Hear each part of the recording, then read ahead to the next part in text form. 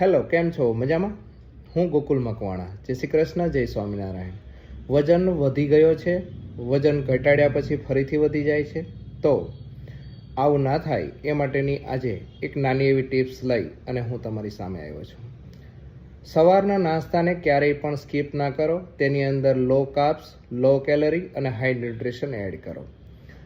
તમારા નાસ્તામાં પ્રોટીનનું પ્રમાણ ખાસ એડ કરો.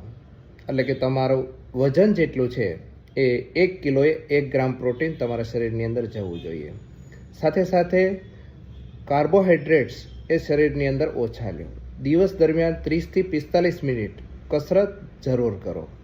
રાત્રિની ઊંઘ 7થી 8 કલાકની પૂર્ણ કરો, જેથી કરીને વજન ઘટશે. તમારા વજન મુજબ પાણી પીવો, એટલે કે 20 કિલોએ 1 લીટર પાણી પીવું જરૂરી છે. જો તમારે વર્કલોડથી કોઈ સ્ટ્રેસ આવે છે તો મેડિટેશન કરો. વારંવાર વજન ના કરો. સાથે સાથે રાત્રિનું ભોજન એ હળવું લ્યો. બસ આટલું કરશો તો ચોક્કસથી તમે એક આઈડિયલ વેટની અંદર આવશો. હું પણ આવ્યો છું. Thank you so much.